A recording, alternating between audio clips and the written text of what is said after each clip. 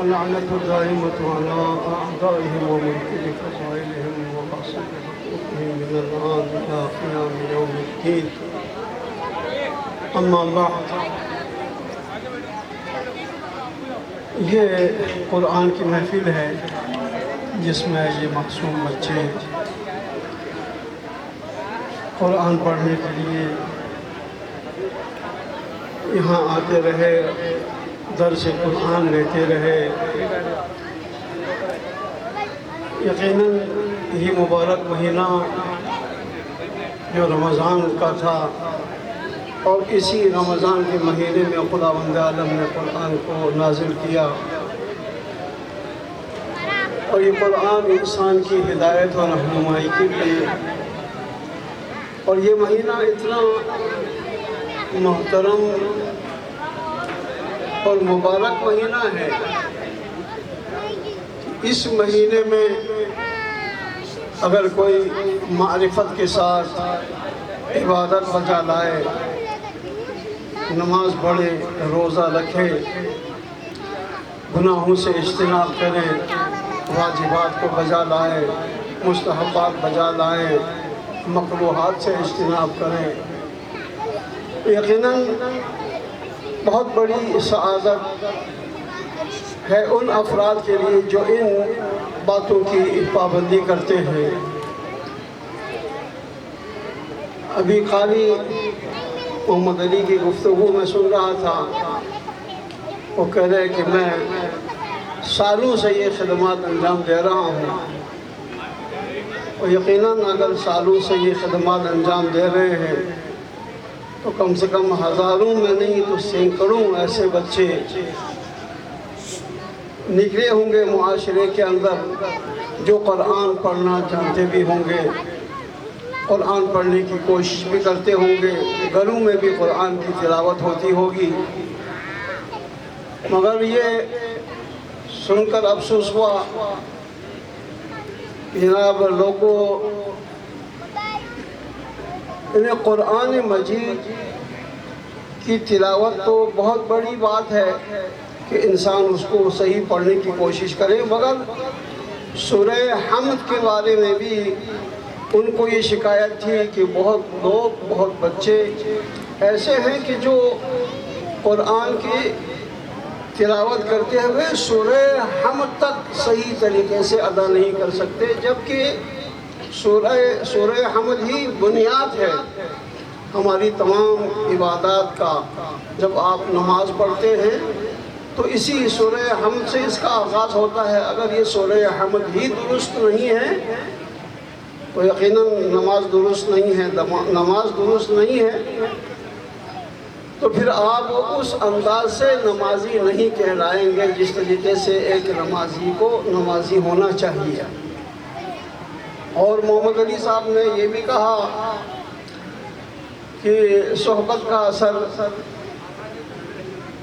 یعنی یہ الزام لگایا جاتا ہے کہ جناب غلط سوسائٹی، غلط صحبت کی وجہ سے بچے خراب ہوتے ہیں،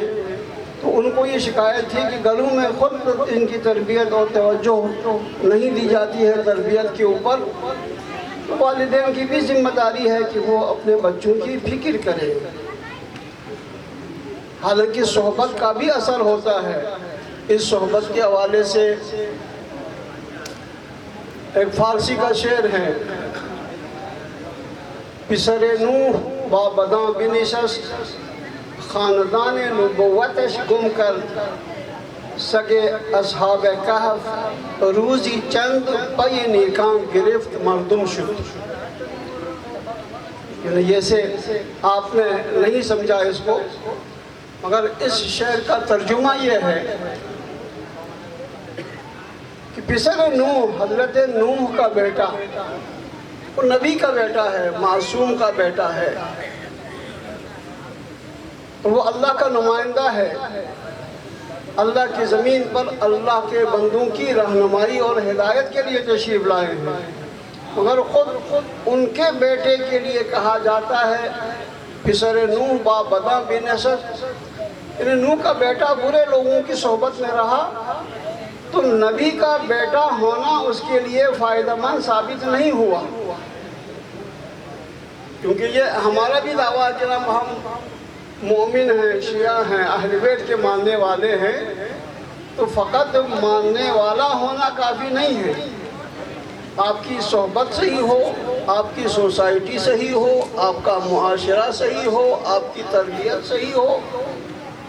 اور اس تربیت کے لیے ماں باپ کی زیادہ ذمہ داری ہے کہ وہ اپنے بچوں کی تربیت پر خصوصی توجہ دے۔ قرآن تو ہر گھر میں موجود ہے، چاہے پڑھے نہ پڑھے مگر قرآن موجود ہے، مگر اس قرآن کے حوالے سے بھی کہا جاتا ہے کہ قیامت کے روز 3 چیزیں ایسی ہیں جو اللہ سے شکایت کریں گے۔ ایک تو وہ عالم جو اس معاشرے میں موجود ہے مگر اس عالم سے استفادہ نہیں کیا جاتا، مسائل میں ان سے رہنمائی نہیں لی جاتی، دین کے معاملات میں ان سے پوچھا نہیں جاتا، اور اسی طریقے سے وہ مسجد جو محلے میں موجود ہے مگر لوگ اس مسجد میں نماز پڑھنے نہیں آتے، وہ مسجد بھی شکایت کرے گی بارگاہ خداوندی میں، جناب مسجد تو موجود تھی مگر اس مسجد میں آنے والے نہیں تھے۔ اب آنے والے نہیں تھے تو کیوں نہیں تھے؟ تو کیا محلے میں لوگ نہیں رہتے تھے؟ یقیناً محلے میں لوگ رہتے تھے، اس کے باوجود وہ مسجد میں نہیں آتے تھے، بلکہ علماء تشریف رکھتے ہیں اس مسجد کی فضیلت اور اس کے حرمت کے حوالے سے کہ اگر محلے میں لوگ رہتے ہوں اور اس کے لیے کوئی رکاوٹ نہ ہو، کوئی شرعی عذر نہ ہو، اور پھر بھی وہ مسجد میں نماز نہیں پڑھتا ہے، تو ایسے لوگوں کے نماز کے صحیح ہونے میں بھی اشکال ہے۔ وہ پڑوسی اس پڑوسی کا حق ہے، جیسے ہر پڑوسی کا حق ہوتا ہے ایک دوسرے کے اوپر، تو جو مسجد کی پڑوس میں رہتے ہیں ان کا حق یہ ہے کہ وہ مسجد میں نماز ادا کریں، ورنہ مسجد شکایت کرے گی۔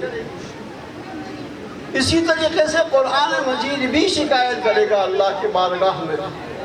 پروردگار میں تو تھا مگر جزدان میں سجایا ہوا تھا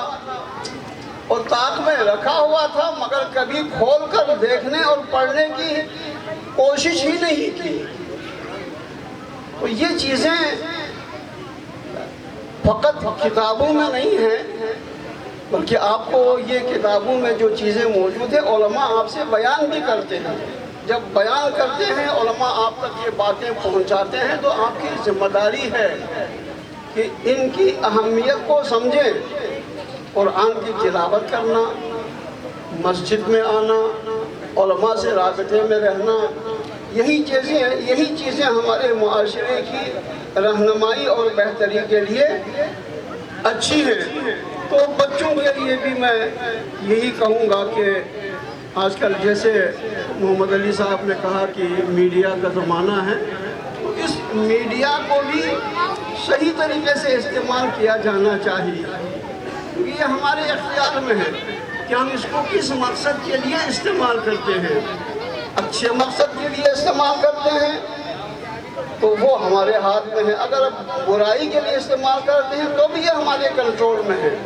اس حوالے سے بھی پوچھا جائے گا، جس طریقے سے ہماری آنکھوں کے حوالے سے سوالات ہوں گے، ہمارے کانوں کے حوالے سے سوالات ہوں گے، ہماری زبان کے حوالے سے سوالات ہوں گے، روز حشر سب کے بارے میں سوالات ہوں گے۔ تو ان چیزوں کے بارے میں بھی استعمال ہوگا کہ تم نے اس کو کس مقصد کے لیے استعمال کیا۔ قرآن سیکھنے کے لیے، حدیث سیکھنے کے لیے، دعا پڑھنے کے لیے، قرأت سیکھنے کے لیے۔ یہ قرأت جو ہے یہ آپ کے فیس بک کے اوپر موجود ہیں، اگر آپ اس میں چلے جائیں تو دنیا کے قاری آپ کو خود ملیں گے۔ اگر آپ سیکھنا چاہیں، آپ کے اندر شوق پیدا ہونا چاہیے۔ بہرحال میں نے آپ کا زیادہ وقت لیا، میں زیادہ سمر خراشی نہیں کرنا چاہتا، اس لیے کہ تقسیم انعامات کا مرحلہ ہے۔ جو بچوں کی توجہ جو ہے وہ ان باتوں پر نہیں ہے، بلکہ ان کی پوری توجہات اس کی طرف ہے، لہذا اس کے اور آپ کے درمیان میں زیادہ حائل بھی نہیں رہنا چاہتا۔ دعا کرتا ہوں بارگاہ الہی میں کہ جن برادران نے قاری محمد علی اور ان کے جتنے بھی رفقا ساتھی ہیں جنہوں نے اس کار خیر کا آغاز کیا ہے، خدا ان کی